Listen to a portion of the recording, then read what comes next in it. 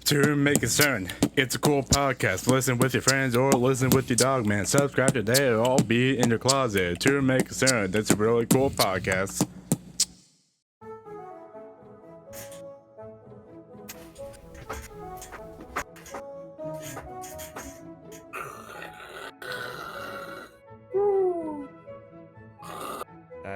Will? Will, you had time for this earlier. We gotta record a podcast now. I apologize for that. I was just doing a reenactment of what Steven did while we were initially supposed to record this episode. Anyways, what's up, everybody? Welcome back to another episode to Make Concern. We are back once again with another episode for y'all. My name is Will. The very sleepy boy on the left is Steven. This man. Or is he on the right? I forgot. This man. And if you've never seen the podcast before, this is where I deliver topics that Steven will respond to. You may or may not know what I'm talking about. This episode, we're going to have one topic that I know for a fact he's going to know about, and we're going to have a lengthy discussion about it. Yeah, but we're because also going to that's get right, into everyone. topic. Will gave me homework again. Yep. Fresh off the last episode, which, by the way, I probably should have told this to you before we started, but that previous episode we recorded, the one after the one we did on Ellis Mark, I still haven't gotten around to editing it. So what I'm actually going to do, I'm going to edit this one that we're recording and put it out. And then the next episode is going to be, where are you going? Okay, I think Steven has quit the channel. Yeah. I think he just decided enough was enough. And with one too many topics that he with The camera died again. No, the camera died.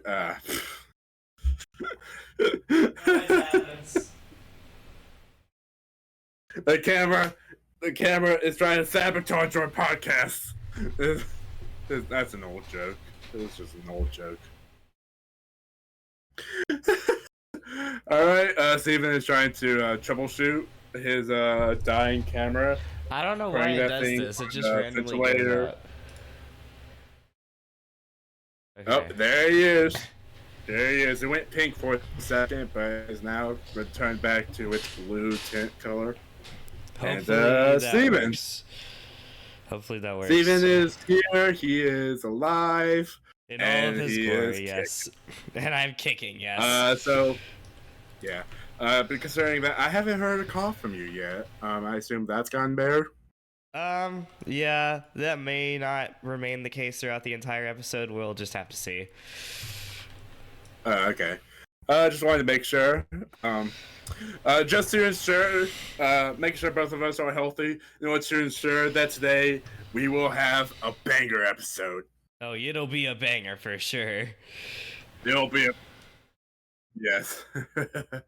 Alright, so, to start off, the title is obviously going to be Yeah, the title of the episode is title's gonna be a dead giveaway of what we're talking about today. So yeah, it's gonna be a play on what we're gonna talk about today, which is obviously gonna be the third episode of Digital Circus.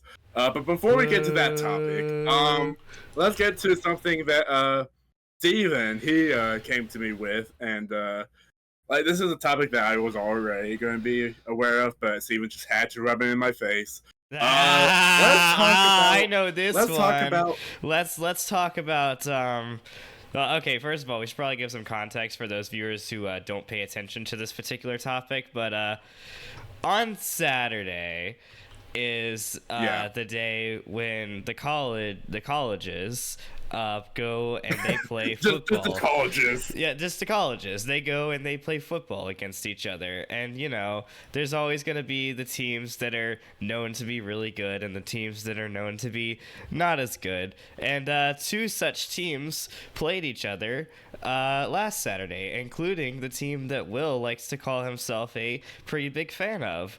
And that would be Alabama. Yes. And Alabama actually Crimson Tide.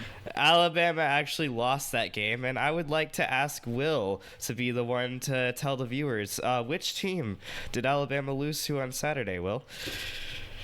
The team that Alabama lost to is Vanderbilt. And they're a team that I know very little about. They have had zero relevance ever up until this game, and now they're the most talked about team in the world. Oh, yeah. At least in the world of college football. Definitely the most talked about team in the United States right now. You know, may or may not be watching this, but like, come on, even you have to have known that before this game, Vanderbilt has just kind of been one of those teams that's like, they exist, you know, they exist. They're one of the teams that nobody really pays that much attention to because, like Will said, they've never really been relevant. But they're definitely relevant now. Yep. Yeah. So, I haven't actually looked a whole lot into this game and like the outcome and everything. So I'm not necessarily going to be talking about that. What I will talk about is something that. All right, so Steven, yeah. do you remember Joanne, our guest that came on the show our third a couple times? special guest who joined us for that one episode? Mm-hmm. He's been in 2 episodes actually. I was in a conversation with him the other day, and he actually told a story about how he witnessed something amusing because he works in very close to where the Vanderbilt Stadium was, which is where the game was taking place up in Tennessee. And apparently, after the game, you want to know what the Vanderbilt fans did? Yeah, they took one of the goalposts and they threw it in the river. Because apparently, I don't know what it is with like fans in college football, but like whenever teams like Vanderbilt or just teams that like are generally not very relevant pull off big upsets against traditionally very good teams like Alabama, it's just like a tradition or something that goes on. I don't know, but like they take the goalpost, which is the big yellow things at the end of the fields if you don't really know football, and they basically took it down. They take it down and like they throw it in the nearest river for no reason. And what was funny about this? They didn't just like take it and then like put it in a truck. No, they walked it all the way over to the river. They walk it like they have like people when Jesus Christ was carrying the cross. Yeah, it felt more kind of like that. Just walk through the street, like walk in town, and just throw it in the river. It's like Vanderbilt is not the only team to have done this. This has been done by other teams before. In fact, just this week, there's another big upset that happened. Arkansas beat Tennessee, which I'm not going to explain the relevance of those two teams for people who don't follow football. You're just going to have to bear with us here. But Arkansas did like the exact same thing. Yeah. And like, I guess it's just me not paying much attention to college football because this is legitimately the first time I've ever heard of this. Of a fan, like the entire fan base, like taking apart a goalpost and throwing it into the river. Like, but that wasn't even the funniest thing. I was in conversation with Joanne, and he was working at a wedding. Like, there was a venue taking place downtown that was used for a wedding. And during the wedding, there were a few drunk Vanderbilt fans that just burst into the wedding. And and basically, they were just celebrating, like, whoa, we won! Yeah! And security had to kick them out. Sounds about right. Because apparently the venue was on the way from the stadium to the river. So, and Joanne himself, he saw this. He witnessed this because he was working at this wedding. So that's just kind of how. That's the thing. How I'm struggling with words, as y'all can tell. But yeah, this is how I came to hear.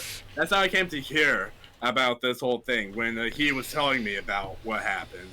And this is so funny to me because it's just like, You know, you do realize the stadium is now going to have to like replace that goalpost. Yeah. And it's like apparently the stadium is already like under construction. Yeah, Like it they're has been for a apparently while. building a new stadium. Yeah, they've been under construction for a while. So it's like they're gonna have to put in a new goalpost now. So it's like I wonder how long that's gonna take. I don't know. I don't know. So it's like it just doesn't make a whole lot of sense to me personally, but I guess there's nothing inherently wrong with it. It's just kind of weird. Wouldn't you agree? Yeah. Like I said, I don't know why people do it. It's just a thing that's been. It's just going one of those on. traditions. Like there's something funny about traditions in general. It's like there's a lot of them that like inherently do not make any sense.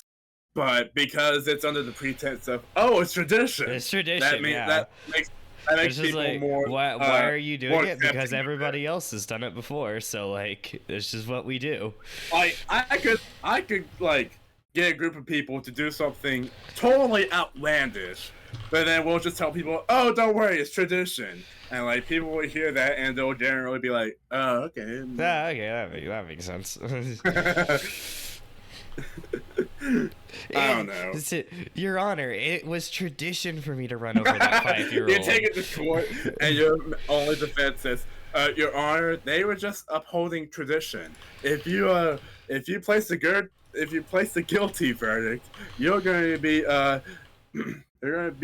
dishonoring the tradition that's been passed down from generations. And do you really want that on your reputation? The judge, do you really want to be the dishonorer? person that killed this tradition? Is that what you want? Yeah. Is that what you want to be known as? Yeah. I guarantee that defense has been used in court before. Yeah, I don't know probably. what particular case, but I guarantee it's happened before. I probably go out on a limb and say that defense has probably worked in one particular case. Like it'd have to be very special. Yeah, it would have to be like a very specific but case, like but I could see it. Like I could see it happening. But yeah. And obviously as for Alabama, I'm sure they'll be able to rebound. I mean, keep in mind, this is the first year of Alabama going on of being a football team without Nick Saban. So it's like the fact that they've been this good so far. Nick Saban, for those who don't know, being the coach the person who was previously the coach at Alabama, basically like who the coach is makes a lot of difference in how good a football team is. So it matters that Nick Saban isn't the coach anymore because he was a really good coach. Just for those people who are not really that familiar with football. Yeah. So let's go ahead and put a bow on this topic. Let's take this topic and let's throw it into the river. Yes. As a means to ending it. And we'll go ahead and do that. We'll cut back to when we do that.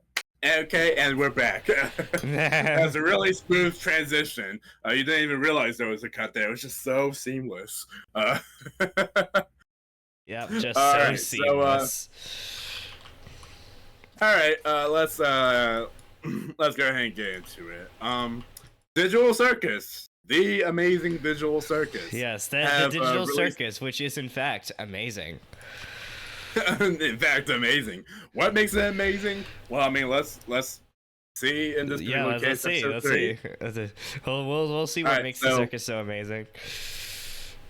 So episode 3 has come out, and obviously if you're watching this and you haven't seen the first 2 episodes or you haven't seen our podcast episodes talking about them, it'd probably be best if you go and watch them. Otherwise this is not really gonna make a whole lot of sense.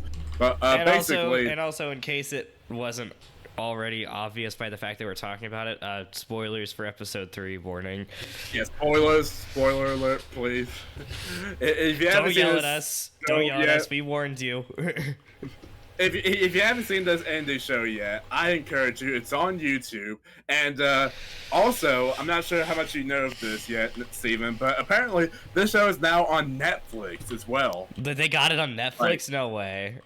They have it on Netflix. I will pull it up right now. Wow, that's on Netflix crazy. to show you. I am not kidding. That's crazy. But yeah, I'm pulling up the Netflix app right Wow. now. He's getting the receipts. The receipts. And I actually watched the 3rd episode on Netflix because, like I said in the other one, how like you remember how in the 2nd episode the comments spoiled it for me. Oh yeah. I didn't want to deal with that. Yeah, like I said, I just ignore the comments. But yeah, look at that. I always watch the episodes in full screen, so I can't see the comments. Digital Circus, now on Netflix. Wow. Isn't that just like unbelievable? Like, before we talk about the episode, let's just talk about that. The fact that an indie show that started on YouTube made it onto Netflix. Well, I mean, to be fair, I think that one that you were talking to me about before, what was it? I forgot the name. I was talking about. Wait, I can't even. I can't even remember what the topic was now. We're talking about indie shows getting onto big streaming services, and obviously this is not the first time. There was another show, Has Been Hotel, that had a popular pilot on YouTube and ended up getting onto Amazon Prime. So this is now, but this isn't just Amazon Prime. We're talking about Netflix. Yeah, this appearing on Netflix, and I think it's just setting a new precedent for indie shows. The shows they're putting out and the content they're putting out is now of such high quality that they are actively competing with other shows with on actual the same, actual streamlined shows. studio produced shows, which to be fair, some of these indie shows on YouTube are produced by studios as well, but not they're produced by studios, indie studios that you've never heard of, not like an actual like studio. Yeah. We're not talking about a studio that's like run by big Hollywood execs or anything. We're talking about studios that were started on YouTube and are founded and like ran by people who are in the YouTube space. Yes. And they are now getting episodes. They're getting their content out onto a platform like Netflix. Which, I mean, good for them, honestly. Yeah, that's just like, it's just incredible. It just says a lot about like how far the quality of YouTube animated shows has come. Yes. And it's like, you could make the very serious argument that like the way anime shows have traditionally been made and the way they've traditionally have dominated mainstream audiences for so long, you could make the real argument that is like that way of doing things is going out of style, and like indie animation will truly take over. It might, honestly, with like how good it's gotten. Like within the next several years, we may begin seeing that. Yeah. And I'm all here for it, honestly. Like, you know, regardless what I have to say with some of these indie shows, it's like I truly, wholeheartedly hope they all succeed.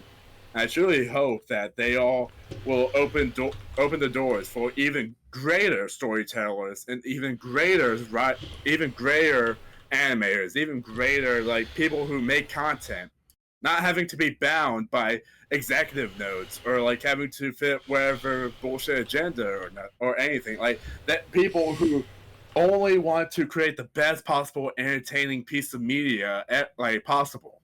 In fact, they're getting their show's put on Netflix. I think that's just amazing to me. Yeah. But yeah, I just wanted to talk about that. Now let's get into what we thought of this 3rd episode. And as always, Steven, I would like to hear your opinion.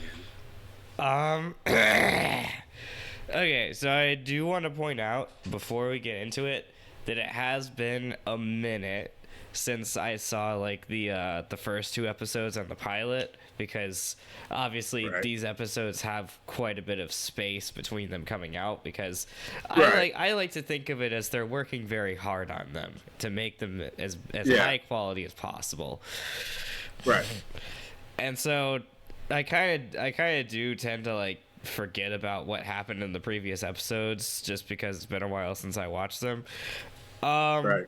But from what I could tell, episode 3 kind of like, I think it was a bit of an improvement on the previous episodes. It felt like it was a little bit more, and I think more in the style of what the pilot what originally was. Okay, like, you mean that in the sense of, like, you know how the pilot initially had more horror elements, and this third episode definitely played into that, saying how it's officially, I guess you could say it's officially the Halloween episode since it came out in October. Well, to be fair, this episode like pretty blatantly says like, oh yeah, like this is a horror episode. Like it's pretty obvious. Yeah, whole front, like no misinterpretations, no like debate. This is the horror episode. Yeah. So far, there may be horror episodes in the future, but yeah, this there coming out in certainly could be with the way the just, show's going. You know, right? But I also this feel like is there just was how like, the whole premise is just a classic Halloween theme, and go ahead. Yeah, I also feel like this episode in particular went a little bit heavier with like the lore building, and like on top of the actual adventure and like the main story of like what the characters are actually doing in the episode.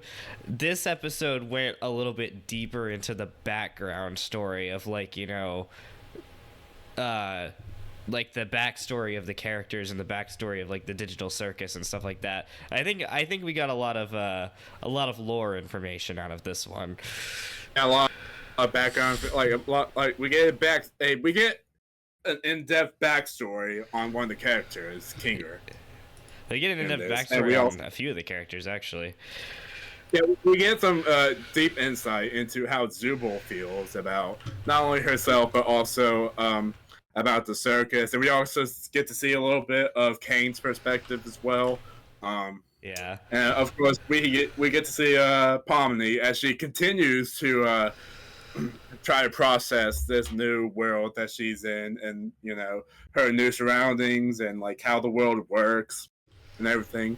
We're still in that development phase of like her still growing as a character, still learning more and more to like of her both accepting what's happening and also accepting who she is as like her new character in this world. Like, yeah. Except I feel like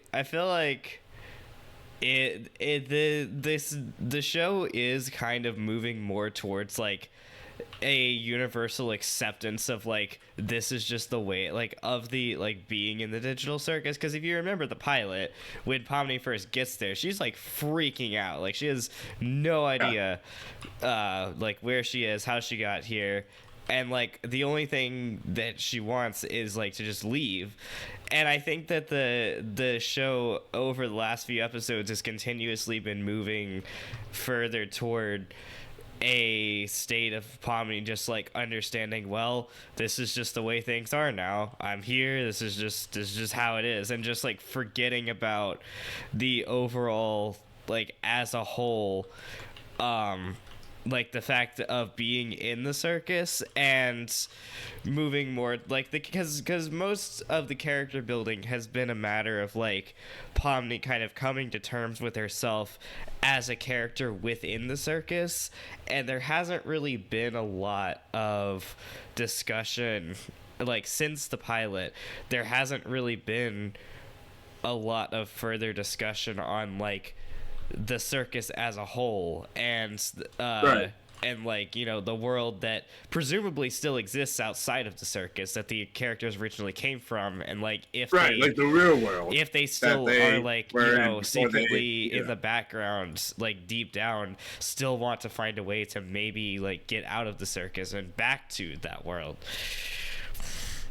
Right, and like the rules of the digital circus has just been like basically like without having to be said, is like the further you continue to think about an exit, the more and more you get pushed into being abstracted, which Yeah. basically conditions the characters into not thinking or not considering an exit because they've seen what happens to characters who like go down that train of thought and like the negative consequences that are enforced when that happens. And so I think it's just a matter of Pomni is coming to terms with the fact that she now knows that everyone is also hoping that they'll be able to leave soon, but they've been there long enough to know that that's just like, as of right now, it's just unattainable. Like Yeah. that goal is just not happening. So the more that they're able to accept the new reality,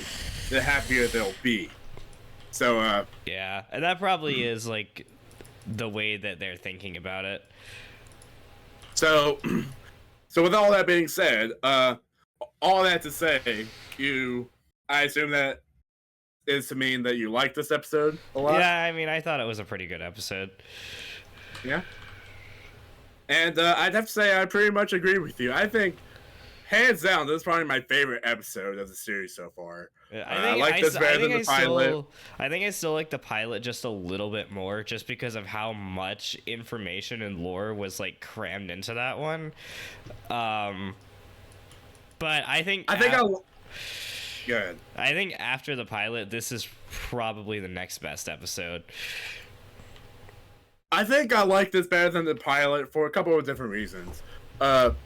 Obviously the pilot is going to be the most lore based because it's introducing the lore. You gotta get out a ton of background of what's happening and how this world even works. And you gotta get introduced to all the characters and it's great for what it is. It's great for what it is. However, I feel like this is the first episode that felt truly like an episode contained into this world.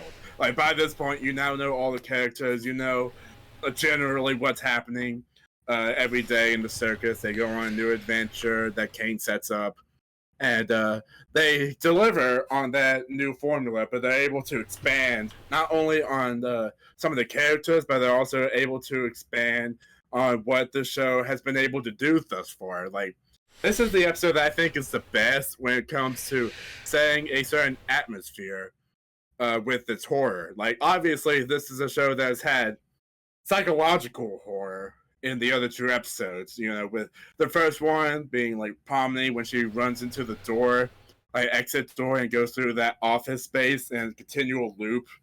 And then the second episode when Gummy Goo, the Australian dinosaur dude, Who was the best character in that episode? basically has an existential crisis after seeing his character model in a dev room of sorts. Yeah, it was just like a random like how when developing video games, sometimes the developers have just like a place where they just put the assets, to store them. The dev room is what it's often referred to. But Gummy Goo coming across the dev room after glitching through the bottom of the map and coming across his character model and just having to come to terms with the fact that he is an NPC. Those two are great on a psychological level, but this episode does a really good job of showing off genuine horror because they're in a mansion, they're coming across videotapes of a guy describing his encounter with a monster, and then of course that monster in question ends up chasing Pomni and Kinger throughout the episode, and then they get dragged down to hell as the guy on the videotape turns out to be the bad guy, and he's just like, I'm going to send you all down to hell so I can reclaim your living body so that I may return to the overworld, or something along those lines. Yeah, something like that. It's very much the plot of a horror game, which is how Kane probably came across it. Just like, yeah, I'm going to create this adventure based on a horror game of a similar nature, and Kinger and Pomni and the rest, obviously, Ragatha, Gangle, and Jax, they get stuck. They took Or I the guess pacifist route. they go the pacifist route. They go through. I think they go through another door that leads to kind of like this living room area where they meet this ghost, which I believe it's implied is the wife of the guy that Yeah, no, King it's not implied. I'm pretty sure it's directly stated. It's directly saying however you want to say it. I don't think they ever directly say. But Or, like she refers to the guy like as her husband. So like, you could also interpret it as like her talking about another dude not related, but context clues and context wise, it's pretty obvious. It naturally connect the dots, but it could very easily just be someone else she's referring to. But that's besides the point. If I had one complaint about this episode, I wish they spent a little more time with them, like the Ghost and Ragatha and Gangle. I would love to see, because I know they kind of explain it a little bit, but I would love to see the series of events that gets Jax like tied up. Yeah, that was pretty funny. I'd love to see like a moment where like Jax does something, and like everyone, like Ghost just looks at him. And then it cuts away, and then it cuts back to him just tied up, and you just have to, like, I would just love to see that. But regardless, it was pretty funny seeing him just tied up. And, I know you said you watched the episode on Netflix to avoid the YouTube comments, but if you actually look at the YouTube comments, there's a lot of people talking about how irrelevant Jax was in this episode. Like, he didn't really do much of anything. You know what? After the second episode where he was like present to a point of being annoying, I'd say, you know what? Maybe his character works best when taken in small doses, Yeah. Which, I mean, he did have some moments, but like I feel like his moments were better written. And the timing was I feel like the times that Jax did have a line and like actually said something, I feel like in this episode his character wasn't overdone to the point that it was in the previous episodes. Yeah. It was much closer to the pilot. Yeah, and what he was doing, a lot of it made sense. Like, so for example, they first enter this mansion, and then they come across a little ghost who's just kind of very cutesy, and it's like, hey, you want to go through this door or this door? And then Jax like sucks up the ghost, and then Ragatha's like, why'd you do that? And he's like, what? I thought we were supposed to capture the ghost. And it's just like, that's funny, because when you go back and see what Kane said, that is what Kane said. He did say, capture all the ghosts, and that's what Jax did. So he's not wrong in what he was doing. So that's what makes it funny. And, him throwing Gangle's mask through the door, like, that's obviously him being, a little meanie. But, again, his actions made sense. He, and he was just doing it in his... It was in character. Like, he's still being, like, the, he's still being, like that one mean character, but, like, again, it's not overdone. It's not, like... It's not overwhelming in, like, how much he does in the episode. And honestly, had the second episode, had that action scene ended up with him being tied up in some way, that honestly would have been a lot funnier. I guess more accurately, had Jax come in with a similar style, similarly to how he was in the second episode, and then he was tied up, that would have been a lot more satisfying, because it would have shown actual repercussions for him being this way. And so you're a lot more forgiving in watching him be the way he is, and therefore the comedy it flows a lot better. But as is, it's still pretty funny. And like there's other jokes in this episode that just made me laugh. When Kinger shoots the creature, and then he's just like, whew, glad that's over. And then they videotape and said, which is what I would be saying. This is what I would say. If it wasn't for the fact that creature is actually one of God's angels. And it cuts to Kinger just being like, what? And I love how it's stretched out, too. It's a stretched out photo of him just going, what? Yeah, I also like the one where like where they actually get the shotgun and it's like the dead corpse of the guy who was making the recordings, and like Pomni's trying to grab the gun and she says like, please don't come alive, and then the corpse just goes, okay, I won't. Okay, I won't. that was also one of my favorite jokes. It was just like, I love how nonchalantly he just said it too. He was just like, okay, I won't. They're like, geez, dude, I'm a dead corpse. What did you think was gonna happen? And I love how the corpse never moves again. That's the funnier. Yeah. That's the funnier part of it. The fact he doesn't even move again. So the comedy in this episode is a lot better. Definitely better than in episode 2.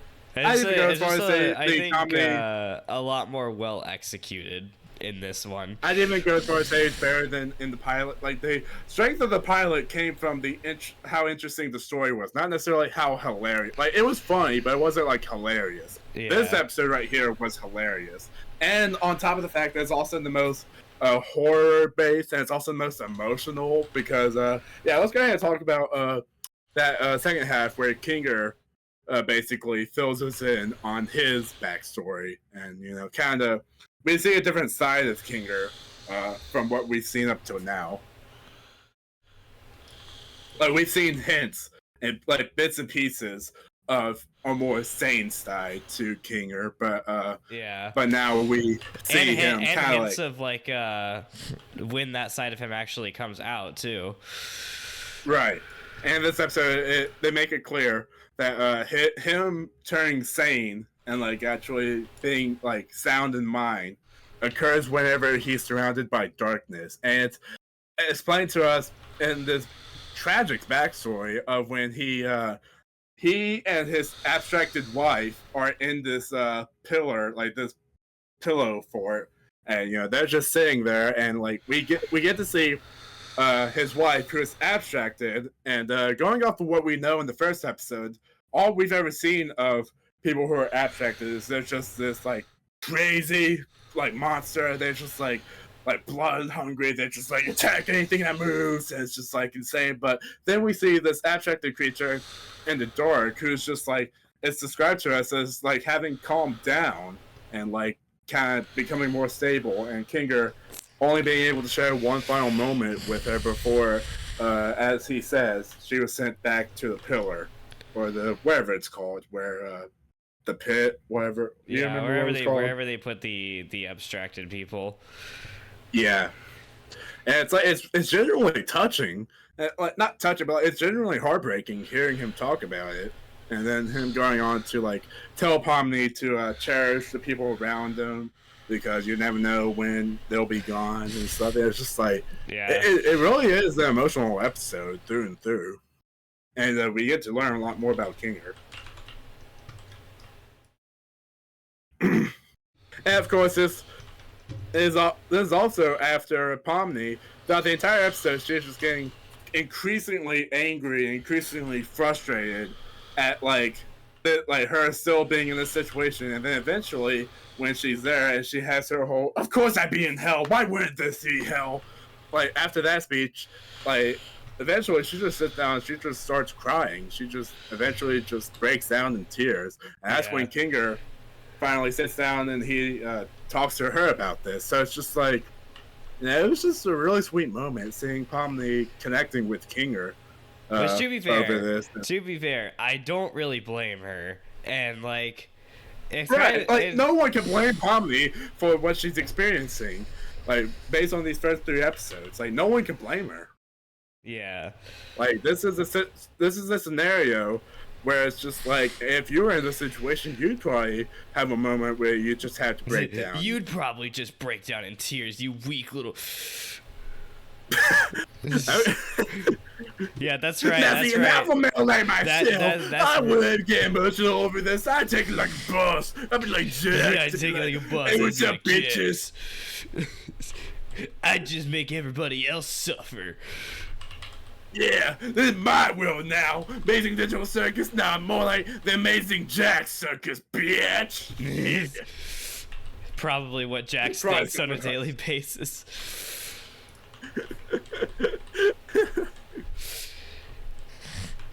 Yeah, I get the impression that Jax in his real world was definitely an internet troll. Yeah. Like, most definitely. Like, oh man. But yeah, this third episode, I just loved it, man. I hope it continues going into.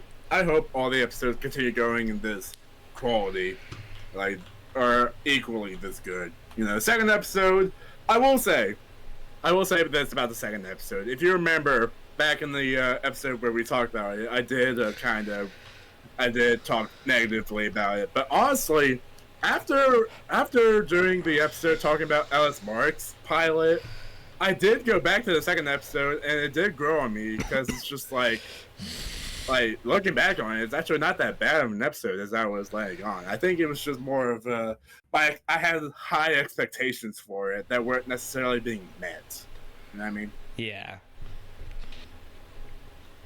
But this episode was just wonderful, you know? And I think we're both in agreement on that. Yep. And, hold on. Alright. Sorry, I just had a text from someone, had to check it. You answering a text during the podcast? How dare you? My fault, gang. Alright, anything else you want to add to this topic, or should we also chuck this into the river? I don't know. Like I feel like we pretty much covered everything. Like it was a good episode. Honestly, you know what? I know I said earlier the title was going to be somewhat related to Digital Circus, but I'm tempted to just call this episode, we chucked this episode into the river. We chucked this episode into the river. Like, I find it to be a funnier title. Maybe I'll put it to the side. Also, we talked about the new Digital Circus episode. Just so, you know, potential new fans of the show are like looking for like people talking about it can see our title and can see that we talked about it. We talked about the new Digital Circus episode or something. Yeah, that was the title of the second episode. It's just like we talked about the new Digital Circus episode at 16 minutes 19 seconds or something. But yeah, all right, speaking of time cards, how long have we been going? 41 minutes. Almost 42 minutes. Okay. All right, let me do one more topic here. And this one I didn't really think about talking about until right before we were doing this episode. I wanted to talk a little bit about this new movie that's come out, Joker 2. Now I'm going to go out on a limb and say that you haven't seen or heard anything about this. Yeah, any of like the Joker movies, like I'm vaguely aware that they're a thing, but I know literally nothing about them, so right. So let me provide some context real quick. The first Joker movie, I believe, was released in 2018, 2019, I forgot. But yeah, it was a. I assume you're aware of Joker as a character in the Batman universe. He's basically like the villain of Batman. Yeah, he's one of the villains of that Batman faces. But this Joker movie that came out a few years ago, it was a box office mash, and like it was a global hit, and a lot of people really liked it for its more like darker take on Joker. It was a movie that really delved deep into the character of Joker. I think his name is Arthur in the movie, and how, you know, he lives at like the poverty level and he has this like mental illness that he deals with, and how, you know, living in this city basically tears him down so much to the point where he resorts to crime. And this action that he takes, where he kills a couple of government officials or people who are vaguely affiliated with government ties, that little action begins sparking a sort of revolution of sorts. And as the film goes on, you know, he eventually gets onto a talk show where he dresses up as this Joker character, and he exclaims and he confesses to that initial crime.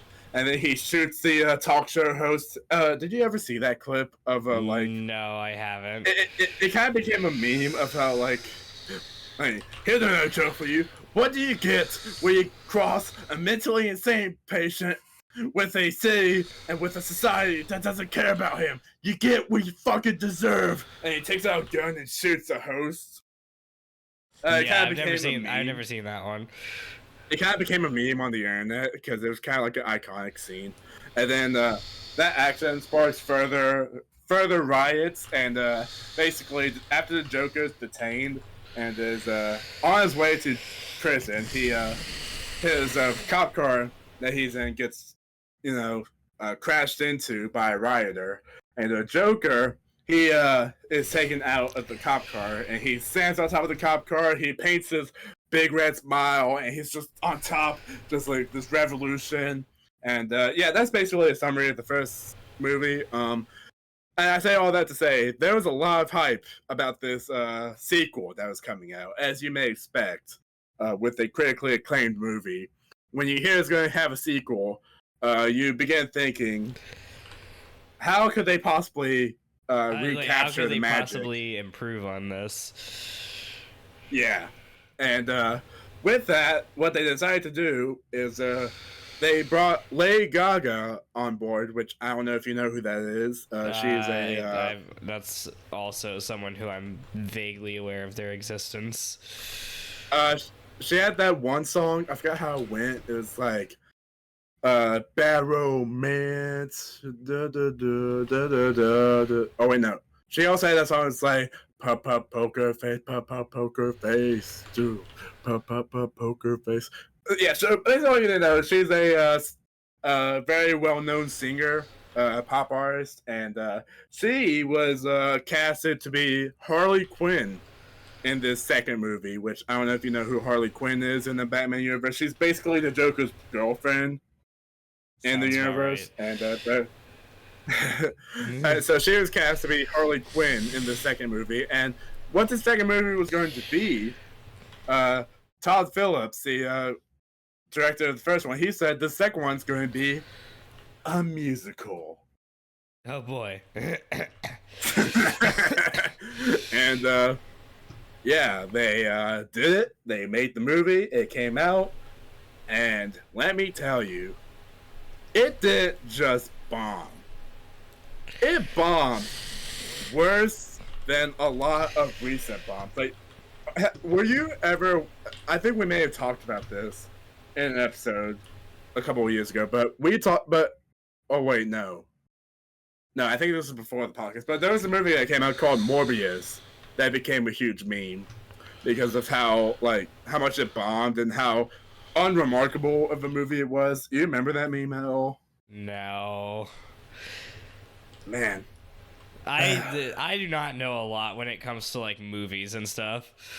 Trust me, for those watching or listening to this right now, I was not lying when I say in the beginning, Steven doesn't know a whole lot, so I have to explain this to him. Yeah, this is what it's like every time. Every time we're talking about some kind of like popular movie or TV show that recently came out, or even didn't recently come out, and has been a thing for a while. This is kind of just how it goes. Will says, and then there was this one movie called this, and Steven, I'm assuming you probably haven't heard of it, and I'm like, nah, I've never heard of that. But I just wanted to talk about this topic. So basically all you need to know is the second Joker movie has bombed. There's literally been zero positive reception for it. Like I have yet to see anyone come out and say that they actually like this movie. This movie is turning into one of the biggest box office failures of comic book movies like ever. And it's just really interesting to see how, the first movie, it being as successful as it is, has a sequel that is underperforming so much that it's literally like worse performing than other movies that were just kind of bad standalones. So, what do you think of that? Like, the concept of that happening, of just like, you have this one movie that's really good and a lot of people love and is highly regarded as a classic, and then you come out with a sequel movie that's regarded as worse than a lot of the mid movies that's been coming out as of recently. I don't know. I feel like it's a thing that happens a lot when like when different series, is series the right word? I don't know. Different like franchises get bought out by like a different company than the one that originally produced them, and they end up kind of ruining it.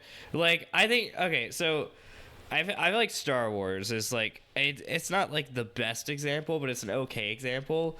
So like Yeah, when the original like the first original three Star Wars movies were made, those are considered pretty widely considered to be like the best Star Wars movies because they were made by the right. original creator of the series, George Lucas.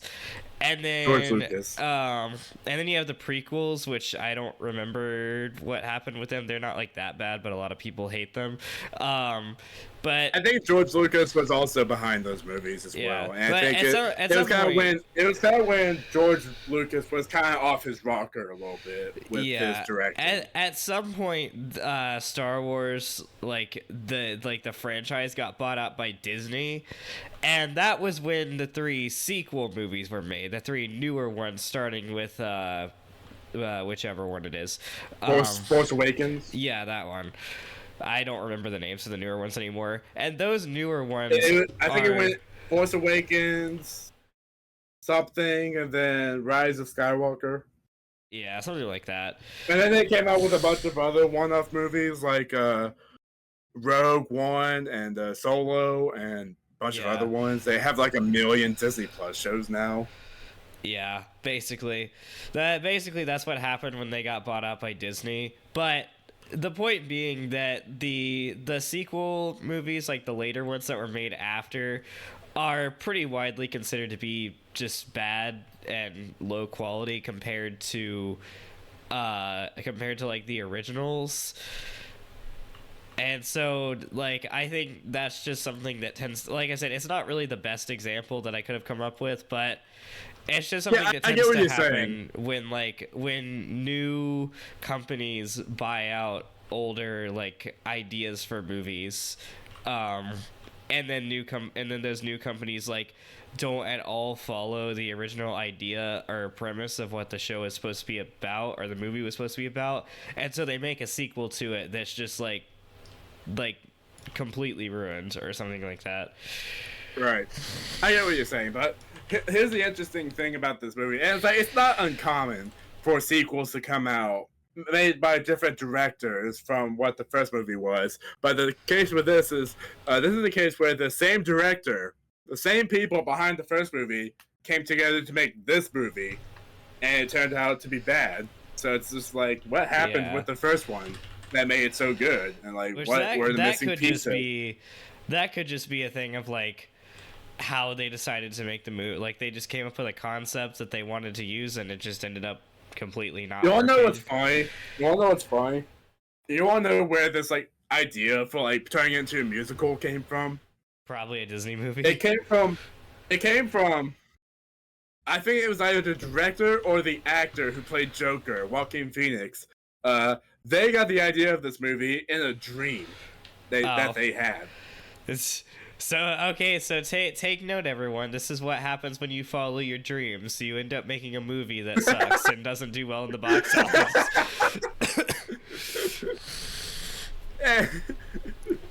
I find that so funny, and a lot of people are saying that, like, well, of course it's come from a dream. How do you expect it to be good? Which I don't necessarily think that in and of itself ensured the movie's downfall. There's a story of this musical piece that was written by a composer called The Devil's Symphony. And basically the story behind how this symphony came to be was a composer had a dream in which the devil came to him with a deal saying that like if he sold his soul or wherever, he'd be able to make good music. And then the composer decided to ask the devil to play him something with a violin. And the devil played something, and according to the composer, it was the thing he wrote, like the devil played, was so good, he immediately woke up and got to writing out the symphony as best as he could possibly remember it. And he even said that, like, no matter what, this symphony that he wrote down could never be as good as he heard in the dream. but even still, that symphony is highly regarded as one of the best symphonies ever written. So yeah, that's kind of an interesting story. I kind of got that from a segment in an internet historian video. Shouts out to those who know who I'm talking about. That YouTube channel, internet historian. Yeah. So I don't necessarily think that a movie concept or something coming from a dream is necessarily a bad idea. It just kind of makes it for kind of a funny add-on when the movie turns out to be bad. But yeah, that's just kind of how that is. But yeah. Anyways, I think that'll be it for this episode. I hope you enjoyed. I certainly enjoyed it myself. How about you, Steven? I think it was quite the episode. Was it a banger? I think you could potentially consider it a banger. I noticing some hesitation here, so you know what? I'm going to sign off this episode. As always, please like and subscribe for another episode of To Whom It May Concern. Now, if you'll excuse me, I'm going to go to sleep and I'm going to dream up of a podcast concept that will result in the best episode ever. Yes, so, next episode is going to be right after Will has taken a nap. He's gonna wake up from the nap. He's gonna have this really cool dream idea for a podcast, and it's gonna be great. And it's gonna absolutely not be a terrible episode at all. So yeah, look forward to that next time. And podcast out.